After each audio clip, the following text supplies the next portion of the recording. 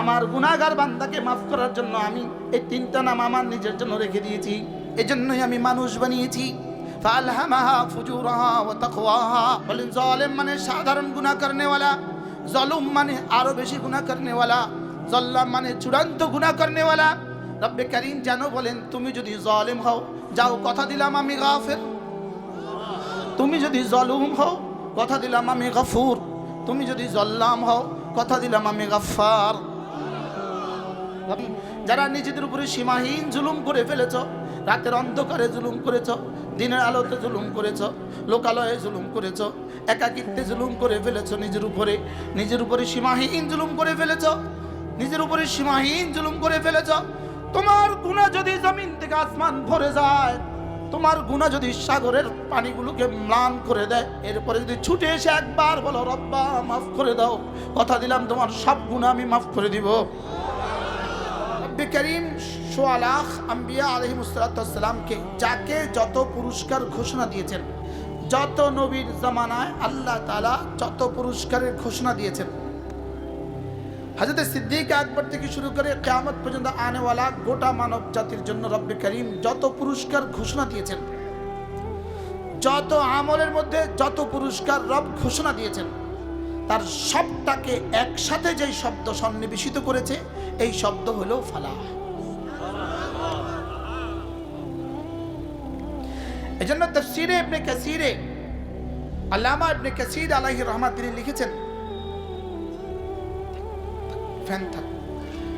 আল্লামা ইবনে কাসীর আলাইহি রাহমাত লিখেছেন, ফালাহুর একটা সাদা মাটা তরজমা, আইয়াজিদাল মারউ কুল্লা মাহবুবিহি।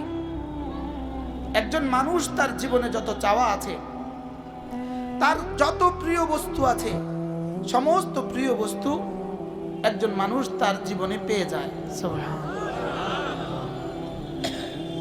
একজন মানুষ তার জীবনের যত চাওয়া আছে, সমস্ত চাওয়া পেয়ে যাওয়া। ওয়া আন ইয়াহতারিজাল মারউ আন জামিই মাকরুহিহি। একজন মানুষ তার জীবনে যত অপ্রিয় বস্তু আছে, সমস্ত অপ্রিয় বস্তু থেকে বেঁচে যাওয়া, এটার নাম হলো ফালাহ। এটার নাম কি বুঝে থাকলে বলুন তো দেখি, ফালাহ মানে কি? জীবনের সমস্ত প্রিয় বস্তু পাওয়া আর জীবনের সমস্ত অপ্রিয় বস্তু থেকে বেঁচে যাওয়া। তাফসীর ইবনে কাসীরের মধ্যে আল্লামা ইবনে কাসীর আলাইহির রাহমাত তিনি লিখেছেন, ফালাহুনের এই তরজমা, ফালাহুনের এই অর্থটা, এটার মেজদাক, এটা দুনিয়াতে কারোর পক্ষেই সম্ভব নয়। ওয়ালাউ কানা নবিয়ান, দুনিয়াতে এটা কারোর পক্ষেই সম্ভব নয়। এটার মেজদাক শুধুই জান্নাত। ফালাহুনের মেজদাক কি? শুধুই জান্নাত। যদি পৃথিবীতে কেউ 7 ইকলিমের 7 মহাদেশের বাদশাহ হয়, সে তার জীবনের সব মাহবুব পাবে না। 7 মহাদেশের বাদশাহ হয়, সে তার জীবনের সব মাকরুহ থেকে বাঁচবে না। এমনকি সাইয়্যিদুল আম্বিয়া ওয়াল মুরসালিন মুহাম্মদুর রাসূলুল্লাহ সাল্লাল্লাহু তাআলা আলাইহি ওয়াসাল্লাম আউয়ালিন ওয়া আখিরিনের মধ্যে, সারা কায়নাতের সমস্ত মাখলুকাতের মধ্যে, সারা কায়নাতের সমস্ত মানুষের মধ্যে, সারা পৃথিবীর সমস্ত নবীদের মধ্যে, সারা পৃথিবীর সমস্ত রাসূলদের মধ্যে শ্রেষ্ঠ হওয়া সত্ত্বেও ফালাহুনের এই মেজদাক দুনিয়াতে না হয়ে জান্নাতেই হবে না। আমার বেয়াদবি হয়ে যায়, এই জন্য আমি শব্দ চয়নে একটুখানি সতর্কতার সাথে শব্দ চয়ন করেছি। সাইয়্যিদুল আম্বিয়া ওয়াল মুরসালিন মুহাম্মদুর রাসূলুল্লাহ সাল্লাল্লাহু তাআলা আলাইহি ওয়াসাল্লাম তিনিও ফালাহের এই তরজমা দুনিয়াতে পেলেন না, জান্নাতেই পাবেন। কারোর দাঁত ভেঙে যাওয়া, এটা কি মাহবুব না মাকরুহ? এটা কি কারোর পছন্দের? রাসূলের জীবনে হয়ে গেছে। আজীব না? কারোর ছেলে মারা যাওয়া, এটা কি পছন্দের? রাসূলের জীবনে কি হয়ে গেছে। কারণ মেয়েটাকে, গর্ভবতী মেয়েটাকে উটের পিঠ থেকে ফেলে দিয়ে আহত করা, এটা কি কারোর পছন্দের? এটা হয়ে গেছে। তাইলে বোঝা গেছে ফালাহুনের এই মেজদাক শুধুই জান্নাত। ফালাহুনের এই মেজদাক কি বলেন? শুধুই জান্নাত। এজন্য আল্লাহ তাআলা সূরাতুল মুমিনুন قد أفلح المؤمنون 11 নম্বর আয়াত, الذين يرثون الفردوس هم فيها خالدون। الذين يرثون الفردوس এটা হলো قد أفلح المؤمنون এই শব্দের তাফসীর। قد أفلح المؤمنون, মুমিনিন কামিয়াব হয়ে গেছে। তাইলে বোঝা গেছে পৃথিবীর কোনো বেঈমান সফল না। বলেন পৃথিবীর না, বুঝে বলতে হবে। পৃথিবীর কোনো বেঈমান কি না? বলেন সফল না। এবার দেখেন আল্লাযীনা হুম ফি সালাতিহিম খাশিউন, তাহলে পৃথিবীর কোনো বেনামাজি সফল না। কি বুঝছেন বলেন?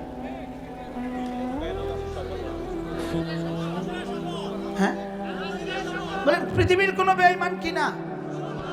সফল না। 2 নাম্বার, পৃথিবীর কোনো বেনামাজি কি না? বলেন পৃথিবীর কোনো বেনামাজি সফল না। এজন্য দুনিয়াতে সফলতার সফল শব্দ আমরা প্রায় ব্যবহার করে থাকি। ইনি প্রাইমারির শিক্ষক, সফল শিক্ষক। ইনি হাই স্কুলের সফল শিক্ষক। ইনি হাই স্কুলের সফল প্রধান শিক্ষক। ইনি সফল এমপি। ইনি সফল মন্ত্রী। ইনি সফল প্রধানমন্ত্রী। ইনি সফল ডক্টর। ইনি সফল চেয়ারম্যান। এই সব সফলতার নামে ধোঁকা। ইনি সফল বক্তা।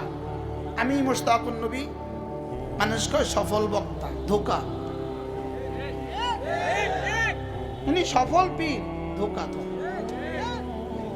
সফল শব্দটা দুনিয়াতে হইতেই পারে না। সফল তখন হবে যখন যুহজিহা আনিন নার ওয়া উদখিলাল জান্নাহ ফাকাদ ফাজ। যেদিন তোমাকে জাহান্নাম থেকে নাজাত দিয়ে জান্নাতে তুমি ঢুকে যাবা, সেদিন তুমি বলতে পারবা ফাকাদ ফাজ, সফল হয়ে গেছে। এমপি হওয়া যদি সফলতার শেষ মাপকাঠি হয়, মন্ত্রী হওয়া যদি সফলতার শেষ মাপকাঠি হয়, প্রধানমন্ত্রী হওয়া যদি সফলতার শেষ মাপকাঠি হয়, তাহলে 16 বছরের সফল প্রধানমন্ত্রী আজকে এত বিফল কেন?